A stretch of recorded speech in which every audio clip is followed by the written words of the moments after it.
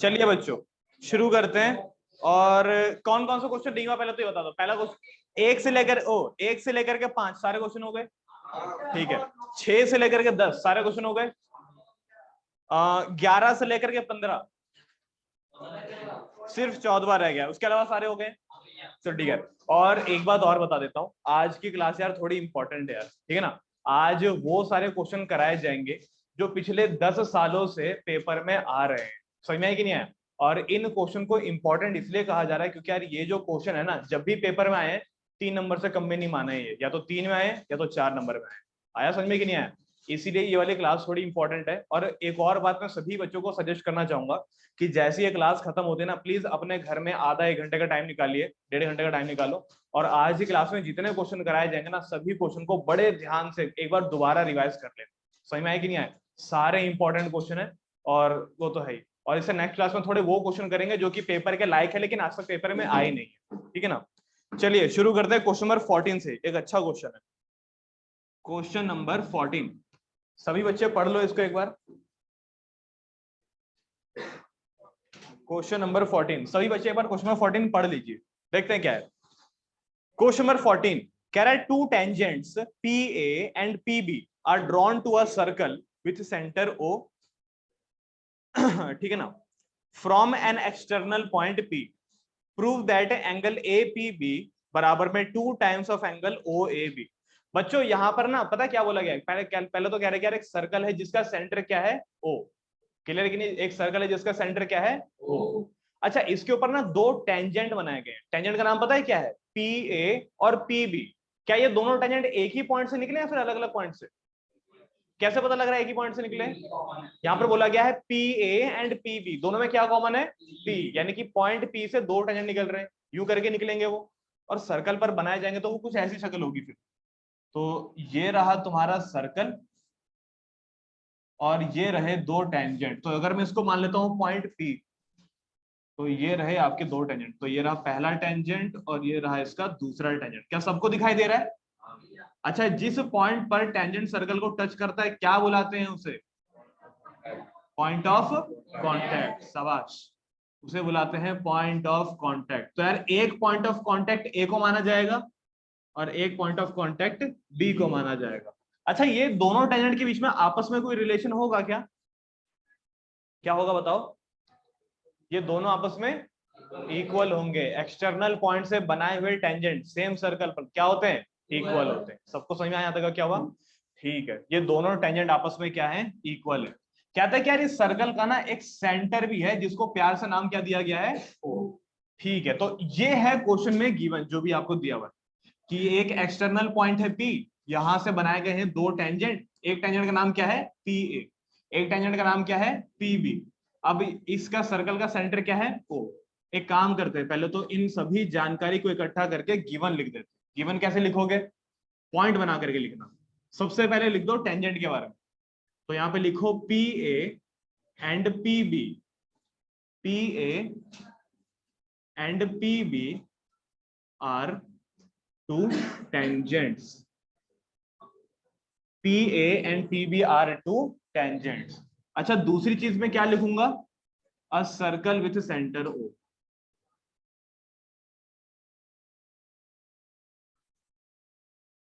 A circle with centre O, ठीक है ना। देखो यार ये लाइन ना लगभग इस चैप्टर में सभी सर्कल के लिए कॉमन ही होने वाली है, अनटिल एंड अनलेस उस क्वेश्चन में खुद ही उन सर्कल का सेंटर कुछ और माना गया हो। यहाँ तो क्लियर कि नहीं है? तो जब भी गिवन लिखने की शुरुआत करोगे ना, तो यार ये वाली लाइन ना पहले लिख सकते हो, कोई दिक्कत वाली बात नहीं है। इसके अलावा जो एक्सटर्नल इन्फॉर्मेशन होगी वो उसके नीचे नीचे आते रहेगा। तो इतनी सी बात हमको बस गिवन है कि यार ये पॉइंट से 2 टेंजेंट आपके निकल रहे हैं। अब आपको प्रूफ क्या करना है? तो टू प्रूव, तो आपको प्रूफ करना है बच्चों ये कौन सा एंगल है यहाँ पर? Angle APB। यहाँ पर फिगर आउट करिए APB कहां बनेगा? एंगल APB किसके बीच में एंगल बन रहा है? APB बताना जरा। टेंजेंट के बीच में। APB जो एंगल है वो टेंजेंट के बीच में बन रहा है। और अब आप देखिए ये एंगल कहां बन रहा है? Angle OAB। देखो यहाँ पर एंगल OAB कहां बनेगा? नहीं दिख रहा अभी तो एंगल OAB। आओ बनाते हैं फिर। तो सबसे पहले O और A को कनेक्ट करा और फिर A और B को कनेक्ट करा। क्या आपको अब एंगल OAB दिखाई दिया? नहीं दिखाई दिया? दोबारा दिखाता हूं। ये दिखाई दिया भाई, इसी का नाम है एंगल OAB। बी। क्या सबको यहाँ तक क्लियर है कि नहीं है? पक्का सबको समझ में आ गया? चलो ठीक है। अब 3-4 चीजें पूछनी है मेरे को, फटाफट से इसका अच्छे से जवाब दीजिएगा। सबसे पहला बच्चों, ट्रायंगल एपीबी किस तरीके का ट्रायंगल होगा? ट्रायंगल एपीबी किस तरह का ट्रायंगल है? आइसोसेलेस ट्रायंगल तो वो होता है जिसकी दो साइडें बराबर होती हैं, लेकिन इसकी कौन सी दो साइडें बराबर है? ठीक है, यानी कि इसका एपी किसके बराबर है? इसके पीबी के। लेकिन इसका एपी इसके पीबी के बराबर क्यों है भाई? टेंजेंट। अच्छा, यानी कि इस ट्रायंगल की जो दोनों साइड है ना, एपी और पीबी, वो इस सर्कल का टेंजेंट है। और सर्कल पर बनाया हुआ टेंजेंट एक्सटर्नल पॉइंट से बराबर होता है, इसीलिए टेंजेंट बराबर तो इस ट्रायंगल की दोनों साइड बराबर। और जिस ट्रायंगल की दोनों साइड बराबर होती है उसे क्या बुलाते हैं? Isosceles triangle. क्या बुलाते हैं उसको? Isosceles triangle. सबको क्लियर हो गया यहाँ तक का? अच्छा, आइसोसेलेस ट्रायंगल की एक और खास बात होती है, साइड तो बराबर होते ही होते हैं, एक और खास बात होती है, क्या? एंगल भी बराबर होते हैं। साइड बराबर होने के साथ साथ उसके एंगल भी बराबर होते हैं। लेकिन कौन से एंगल बराबर होते हैं? अपोजिट एंगल बराबर होता है। कोई से भी ऐसे मत बोलो, अपोजिट एंगल बराबर होता है। यानी कि अगर ये दोनों साइड बराबर हुई ना, तो इस साइड का अपोजिट ये एंगल और इस साइड का अपोजिट ये एंगल बराबर होगा। बताओ होगा कि नहीं होगा? तो यानी कि अगर ये साइड बराबर है इसके, तो यानी कि ये वाला एंगल इसके बराबर होगा। इस एंगल का नाम बताना क्या होगा? इस एंगल का नाम होगा पी ए बी। इसका नाम क्या होगा? पी बी ए। तो बोल सकते हैं एंगल पी ए बी और एंगल पी बी ए, ये दोनों एंगल बराबर होंगे। चलो ठीक है। अब एक चीज देखना बड़े ध्यान से, क्योंकि ये दोनों एंगल आपस में बराबर है, तो क्यों ना मैं इन दोनों एंगल की वैल्यू मान लू, हम एक्स मान लू इन दोनों को। बताओ यहां तक समझ में आया कि नहीं आया? क्या मैं इन दोनों एंगल की वैल्यू एक्स मान सकता हूं? अरे हाँ ना बोलो। चलो ठीक है, तो हमने क्या कर लिया, लेट कर लिया। अभी पूरा सॉल्यूशन करा नहीं रहा हूं, तो कॉपी मत करना, सॉल्यूशन कराऊंगा, पहले इसको समझ लेते हैं। तो इस ट्रायंगल की दो साइड बराबर है, तो दो साइड बराबर होने का मतलब होता है दो एंगल भी बराबर, यानी कि पी ए बी एंगल किसके बराबर आ गया? पी बी ए के बराबर। और दोनों को हमने क्या लेट कर लिया? एक्स। तो अगर ये एक्स होगा तो बच्चों ये भी एक्स होगा कि नहीं होगा? तो ये बताओ कि यार ये वाला एंगल क्या क्या होगा फिर? ये वाला एंगल 90 माइनस एक्स होगा। बताना क्यों? ठीक है, बड़े ध्यान से ऑब्जर्व करिएगा बच्चों। ये क्या है बताना जरा, और ये क्या है? रेडियस और टेंजेंट आपस में कितने डिग्री का एंगल बनाते हैं? 90 डिग्री का। Radius is perpendicular to tangent at the point of contact, यानी कि अपन 90 नहीं, at the point of contact. Radius और टेंजेंट आपस में परपेंडिकुलर होते हैं at the point of contact, यानी कि ये वाला जो एंगल बनेगा 90 डिग्री का बनेगा। नहीं आई बात समझ में? ये जो एंगल बना कितने डिग्री का बना? 90 डिग्री का। ये पूरा एंगल 90 डिग्री है, जिसमें से क्या ये कितना हिस्सा लेकर के बैठा हुआ है? एक्स। अब अगर यार ध्यान से देखो, ये 90 डिग्री है, ये अगर एक्स लेकर के बैठा हुआ है तो बाकी का बचा हुआ इसके पास होगा। तो अगर पूरा 90 डिग्री है, 90 में से एक्स अगर ये ले चुका है, तो ये बाकी का पता है कितना होगा? 90 माइनस एक्स। कितना होगा? 90 माइनस एक्स। तो इसलिए अगर ये हो गया एक्स, तो ये हो गया 90 माइनस एक्स, पर शर्त ये कि पूरा कितने डिग्री एंगल होना चाहिए? 90 डिग्री का। क्या सबको यहां तक समझ में आ गया? चलो ठीक है, अब ध्यान से सुनना एक बात। तो ये हो गया 90 माइनस एक्स, और ये क्या हो गया तुम्हारा? एक्स। बच्चों इस ट्रायंगल में आप एंगल सम प्रॉपर्टी लगा सकते हो। सिर्फ इस ट्रायंगल की बात कर रहा हूं, एंगल सम प्रॉपर्टी लगा सकते हैं। बताना क्या आएगा एंगल सम प्रॉपर्टी लगाने के बाद? ठीक है, तो angle, oh sorry, in triangle A P B, in triangle A P B, इस ट्रायंगल के सारे एंगल देखते हैं कौन कौन सा है। ये एंगल कितने डिग्री का है? एक्स। ये एंगल कितने डिग्री का है? एक्स। ये एंगल कितने डिग्री का है? पी। वो मतलब एंगल की वैल्यू क्या है तुम्हारी? पी। किसके बराबर चल रहा है सारा का सारा?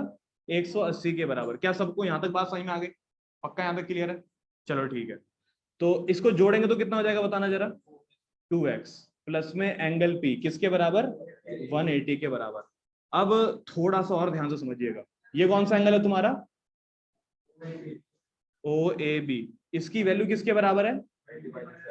90 माइनस एक्स के बराबर। क्या सबको यहां तक समझ में आ गया? चलो ठीक है, तो ये एंगल है 90 माइनस एक्स, और इस ट्रायंगल में लगा दिया हमने एंगल सम प्रॉपर्टी, और यहां पर आके हम अटक चुके हैं। इसके बाद हमको क्या करना चाहिए? ये करिए, हाँ वही करना था, एक्स को यहां भेज दो और किसके, और ओ ए बी को वहां भेज दो। ये वहां पे आगे क्या बन जाएगा? माइनस का ओ ए बी। तो x बराबर में आ गया क्या? 90 minus angle O A B बराबर में x। इधर ही बैठा। 90 minus angle O A B बराबर में x। तो अब x बराबर में, अच्छा यहाँ पर और थोड़ा सॉल्व करना है, या फिर ये पुट कर दो, ये x के लिए निकाल के यहाँ पर पुट कर दो। ये रही 90 minus angle O A B plus में एंगल P बराबर में कितना 180। इन दोनों को 2 से मल्टीप्लाई कर सकते हैं। एक से मल्टीप्लाई करने पर कितना आएगा 180, इससे मल्टीप्लाई करने पर कितना आएगा ओ ए बी, और ये कितना चल रहा है एंगल P किसके बराबर 180। बच्चों ये कटेगा आपस में, बच क्या गया तुम्हारे पास बच गया 2 angle O A B plus angle P बराबर में कितना 0। ये वहां पे आके क्या हो जाएगा प्लस का हो जाएगा, तो एंगल P बराबर में 2 times of angle O A B. ये जो एंगल P है ना, इसको आप एंगल ए पी बी भी कह सकते हो। एंगल P जो है उसको एंगल ए पी बी भी कहा जा सकता है। तो मैं यहाँ पर एंगल P हटा के लिख सकता हूँ ए पी बी किसके बराबर 2 एंगल ओ ए बी के बराबर। तो ये रहा, यहाँ से प्रूव हुआ है। तो देखो यार ये तो खैर बाद की बात है, मेन है आपको ये समझ में आया कि नहीं आया, ये वाला पार्ट क्लियर है कि नहीं है। ये वाला पार्ट एक बार और समझ लेते हैं। देखो क्या है, सबसे पहले इस ट्रायंगल में आए थे हम लोग। इस ट्रायंगल में हमने क्या ऑब्जर्व करा, ये एक तरीके का आइसोसेलेस ट्रायंगल है। आइसोसेलेस ट्रायंगल का मतलब क्या होता है, जिसकी 2 साइडें बराबर होती है। इसकी भी 2 साइडें बराबर थी, कौन कौन सी, एपी और पीबी। जिसके 2 साइड बराबर होते हैं उसको 2 एंगल बराबर होते हैं। तो 2 एंगल बराबर है, इसके 2 एंगल को हमने क्या मान लिया, एक्स मान लिया। बच्चों ये रेडियस है और ये टेंजेंट है। रेडियस और टेंजेंट में कितने डिग्री का एंगल होता है, 90 डिग्री का। तो अगर इतना सा अगर एक्स हो गया, पूरा 90 है, तो बचा हुआ कितना होगा 90 माइनस एक्स। क्लियर है कि नहीं है। तो एंगल ओ ए बी की वैल्यू किसके बराबर आ गई 90 माइनस एक्स। और इस ट्रायंगल में हमने क्या कर दिया, एंगल सम प्रॉपर्टी लगा दी। 2 एंगल एक्स के बराबर थे और एक एंगल पी के बराबर था, तो 2x और 1 पी बराबर 180। अच्छा इनको जोड़ा तो आ गया 2x। इसका क्या सॉल्व हो नहीं रहा है, तो क्या करें, अब हम यहाँ पर आ गए। यहाँ पर हमने निकाल ली x की वैल्यू। कैसे निकाली x की वैल्यू, x को यहाँ भेजा, OAB को वहां भेज दिया, तो ये हो गया 90 माइनस OAB, और यहाँ पर कौन आ गया x। ये x की वैल्यू यहाँ पुट करी, 2 से दोनों को मल्टीप्लाई करा, ये बन गया 180 और ये बन गया 2 टाइम्स ऑफ एंगल OAB। 180 से वाला 180 कट गया, वहां पे आता माइनस ही हो जाता। तो यहाँ पर बच गया तुम्हारा माइनस OAB और ये एंगल P बराबर 0। OAB वहां पर गया, माइनस से प्लस का हो गया। एंगल P को एंगल AP भी लिखा जा सकता है, और ये हो गया तुम्हारा हैंड्स प्रूफ। समझ में आया कि नहीं आया। यहाँ पर बेसिकली तुमको करना क्या है, बेसिकली इस क्वेश्चन का हाफ पार्ट जो है वो कंसेप्ट है, और बाकी का हाफ पार्ट जो है वो तुम्हारी कैलकुलेशन। समझ में आया कि नहीं आया, अच्छे से समझ में आया तुमको यहाँ तक का। चलो ठीक है, इसको सही से कर रहा हूँ, कॉपी कर लेना साथ साथ। क्लियर हुआ यहाँ तक का पक्का। चलो ठीक है, देखो तो प्रॉपर वे में करने का तरीका देखो तो ये है। सबसे पहले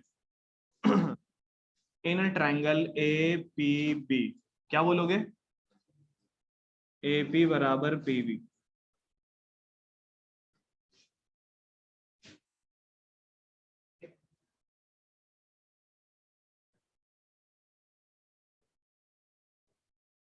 tangents from external point are equal, इसलिए ए पी बराबर पी बी। ट्रायंगल की 2 साइड बराबर हो गई, इसलिए 2 एंगल बराबर हो गए। कौन से 2 एंगल बराबर हो गए, पी ए बी बराबर हो गया पी बी ए के। Angle opposite to equal sides are equal. Equal angle, equal side के अपोजिट बनने वाला एंगल बराबर होता है, इसलिए ये साइड बराबर तो ये एंगल बराबर। इन दोनों की वैल्यू को हमने मान लिया x, ये हमने करा था लेट।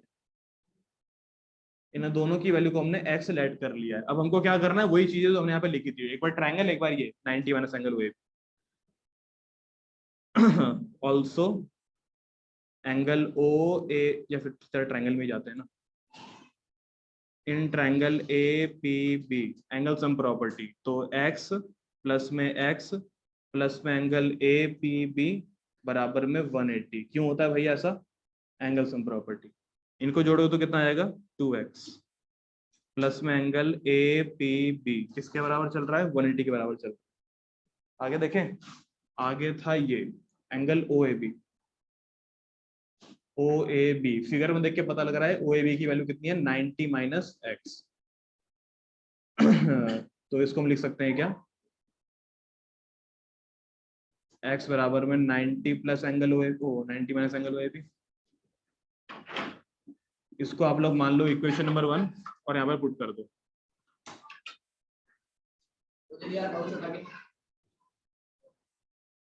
क्या दूं?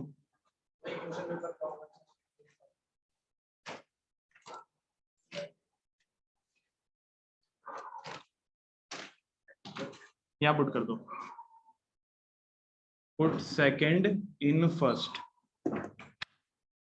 एक्स के बदले ये पुट कर दीजिए।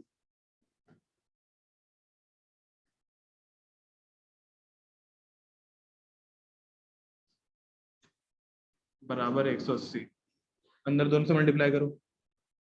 180 माइनस में 2 angle O A B APB बराबर 180, गए दोनों, इसको भेज दिया वहां पे।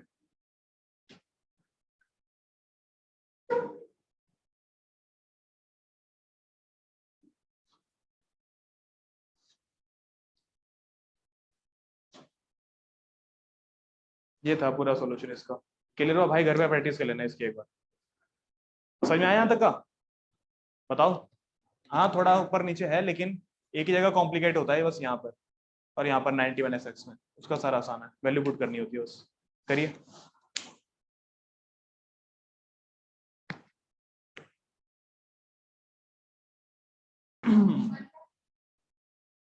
पढ़िए क्वेश्चन नंबर 16 पढ़ो, बहुत अच्छा क्वेश्चन है यार। क्वेश्चन नंबर 16 है ये।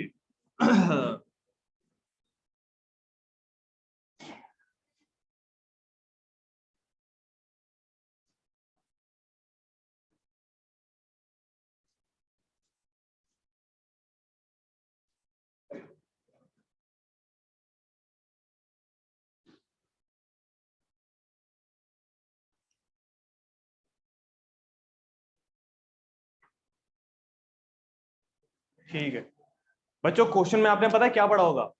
ध्यान सुनना, क्वेश्चन में लिखा है कि यार अ क्वाड्रिलेटरल सर्कमस्क्राइबिंग अ सर्कल। एक क्वाड्रिलेटरल है जो कि सर्कल को क्या करता है अपने अंदर? सर्कमस्क्राइब करता है। बच्चों सर्कमस्क्राइब का मतलब पता है क्या होता है? तुम्हारे लिए शायद पहला वर्ड होगा। तुमने इससे पहले एक दूसरा वर्ड सुना होगा कभी, इंस्क्राइब्ड सुना है? इंस्क्राइब्ड, ये भी नहीं सुना? इंस्क्राइब्ड भी नहीं सुना? सुना हुआ पहले? चलो पता नहीं यार कहाँ पढ़ रहे तुम। ठीक है ना। इंस्क्राइब्ड का मतलब होता है, इंस्क्राइब्ड का मतलब होता है कि यार किसी फिगर के अंदर, किसी तरह के कहते हैं फ्लैट फिगर के अंदर एक दूसरी चीज को उसके अंदर एडजस्ट कर देना। समझ में आया कि नहीं आया? जैसे तुमने देखा है क्या कहते हैं, जैसे पुराने इजिप्ट के जो थोड़े थोड़े मकबरे वगैरह होते हैं, वहां पर थोड़े थोड़े चित्र बने हुए होते हैं, है ना? क्लियर है कि नहीं है? वहां पे चित्र बने हुए होते हैं। अच्छा वहां पे अगर तुम्हारा दिमाग नहीं जा रहा तो तुमने घर की ईंटें देखी होगी। घर की ईंटें देखो तुमने? घर की ईंटों में एकदम फ्लैट, देखो एक साइड एकदम फ्लैट होता है और एक साइड जो है ना कंपनी का लोगो होता है। ठीक है ना? जैसे कि मान लो साहिल कंपनी का लोगो, साहिल ऐसे करके वहां पे इंस्क्राइब किया हुआ होता है। ऐसे क्या कहते हैं, गड्ढा गड्ढा करके वहां पे साहिल लिख दिया जाता है। तो उसे क्या बोलते हैं? उसे हम कहते हैं इंस्क्राइब करना। समझ में आया कि नहीं है? उसके अंदर क्या करना, उस नाम को फिट करना। बात क्लियर हो कि नहीं हुई? और इंस्क्राइब करने की जगह पर अगर आप किसी तरह के सर्कल को फिट कर रहे हो ना, तो वहां पर हम यूज करते हैं वर्ड सर्कम स्क्राइब करना। समझ में आया कि नहीं आया? एग्जाम्पल के लिए बच्चों इसको बड़े ध्यान से देखिएगा। तो ये हो गया तुम्हारा एक नॉर्मल टाइप का क्वाड्रिलेटरल। इसके अंदर मैं ट्रायंगल को बनाता हूं ना, तो पता है क्या बोला जाएगा? A triangle is inscribed in a quadrilateral. समझ में आया कि नहीं आया? A triangle is inscribed in a quadrilateral. लेकिन अगर मान लो वहीं पर अगर मैं ट्रायंगल छोड़ करके अगर इसके अंदर मैं क्या फिट कर रहा हूं? सर्कल फिट कर रहा हूं, तब मैं पता है क्या बोलूंगा? तब मैं बोलूंगा ये कि अ सर्कल इज इंस्क्राइब्ड, या फिर मैं सीधा एक सिंपल वर्ड इस्तेमाल करूंगा, कौन सा? सर्कमस्क्राइब। समझ में आया कि नहीं आया? सर्कमस्क्राइब वर्ड स्पेशली सर्कल के लिए बनाया गया। सबको समझ में आया कि नहीं आया? तो यहां पर हुआ क्या? यहाँ पर एक सर्कल को एक क्वाड्रिलेटरल के अंदर क्या करा गया है? इंस्क्राइब किया गया। और इंस्क्राइब ऐसा वैसा नहीं कि मतलब कहीं पर भी नहीं, इंस्क्राइब मतलब फिट किया गया उसके अंदर, कि उससे बड़ा वो आगे बढ़ नहीं सकता है। समझ में आया कि नहीं आया? एक चीज जो तुमको यहाँ पर नोट करनी चाहिए वो है ये कि ये जो सर्कल है ना, वो क्वाड्रिलेटरल के हर साइड को टच कर रहा है। यहाँ पर क्वाड्रिलेटरल के एक साइड को यहाँ पर टच कर रहा है, एक साइड इधर टच कर रहा है, चारों साइडों को टच कर रहा है, मतलब ठीक ठाक तरीके से। अच्छा अगर ये क्वाड्रिलेटरल की सारी साइडों को टच कर रहा है, तो क्वाड्रिलेटरल की हर साइड इसके लिए टेंजेंट का काम करेगी नहीं करेगी? क्योंकि टेंजेंट तो यही करता है ना कि सर्कल को एक पॉइंट पर टच करके क्या करता है? चले जाता है। तो ये हो गया तुम्हारा सर्कल, और ये हो गया पॉइंट ऑफ कांटेक्ट, यानी कि ये जो डीसी होगा इसके लिए एक टेंजेंट होगा कि नहीं होगा? बताना। ठीक है ना? ये जो बीसी होगा ये भी इसके लिए एक टेंजेंट होगा, ये जो ए बी होगा इसके लिए भी एक टेंजेंट होगा, ये जो एडी है इसके लिए भी एक टेंजेंट। यानी कि क्वाड्रिलेटरल की हर साइड इस सर्कल के लिए क्या काम कर रही है, एज अ टेंजेंट का काम कर रही है। क्लियर हुआ कि नहीं हुआ? अब इसको बच्चों ऐसे देखिएगा, हमको ये वाली बात पता है ना कि किसी भी एक्सटर्नल पॉइंट से बनने वाले टेंजेंट बराबर होते हैं। ठीक है, आपको यहां पर मिलेंगे कुल मिलाकर के 4 तरह के एक्सटर्नल पॉइंट। सबसे पहले मैं इन पॉइंट को नाम दे देता हूं। ये पता है कौन सा पॉइंट है? इसे कहते हैं पॉइंट ऑफ कांटेक्ट। 4 तरह के point of contact, P, Q, R और एस। तो आओ सबसे पहले पॉइंट ए को हम लोग मान लेते हैं एक्सटर्नल पॉइंट। बच्चों एक्सटर्नल पॉइंट से बने वाले टेंजेंट बराबर होते हैं, तो अगर मैं ए को एक्सटर्नल पॉइंट मानता हूं तो बच्चों एपी और एएस बराबर होगा कि नहीं होगा? होगा। और अगर मैं बी को एक्सटर्नल पॉइंट मानता हूं तो यार बीपी और बीक्यू बराबर होंगे कि नहीं होंगे? क्लियर है कि नहीं है? और अगर मैं सी को एक्सटर्नल पॉइंट मानता हूं तो यार सीआर और सीक्यू बराबर होगा कि नहीं होगा? ठीक है। और अगर मैं डी को एक्सटर्नल पॉइंट मानूंगा तो कौन कौन बराबर होंगे? डीआर और डीएस बराबर होंगे। सबको यहां तक समझ में आया कि नहीं आया? क्या सबको यहां तक बेसिक चीजें समझ में आ गई कि ट्रायंगल का हर साइड, क्वाड्रिलेटरल का हर साइड सर्कल के लिए कैसा काम कर रहा है? टेंजेंट का काम कर रहा है। यहाँ पे क्लियर है कि नहीं है? और क्वाड्रिलेटरल का हर एक कोना सर्कल के लिए एक एक्सटर्नल पॉइंट का काम कर रहा है। और हमने एक थ्योरम पढ़ी थी क्या, कि एक्सटर्नल पॉइंट से बनने वाले टेंजेंट बराबर होते हैं। ये देखो दो दिख रहे तुमको, टेंजेंट बराबर है। ये क्लियर है कि नहीं है? सबको समझ में आया यहाँ तक का? तो एक्सटर्नल पॉइंट से बनने वाले टेंजेंट बराबर होते हैं। तो हमको करना क्या है इसमें? इतना ही सी बात हमको जान ली, अच्छी बात है। कुछ करना है क्या इसमें? प्रूफ करना है। ये प्रूफ करके दिखाना है, ये प्रूफ करके दिखाना है कि ये जो A B plus C D होगा ना, वो पता है किसके बराबर होगा? A D plus B C के बराबर। ये हमको प्रूफ करके दिखाना है। आप एक बार क्वेश्चन पढ़ लो। गिवन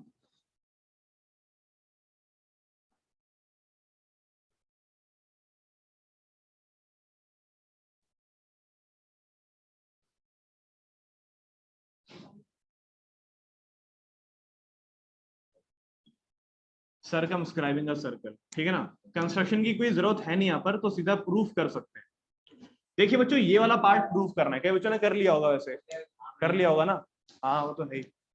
अच्छा, जो बच्चा नहीं कर पाया प्लीज यहाँ पर ध्यान दीजिएगा। बच्चों अगर मैं ए को एक्सटर्नल पॉइंट मानता हूं तो दो टेंजेंट कौन कौन से बराबर होने चाहिए यहाँ पे? ठीक है, तो सबसे पहले मैं यहाँ पे लिख देता हूं कि फ्रॉम एक्सटर्नल पॉइंट, किस किस को माना गया एक्सटर्नल पॉइंट?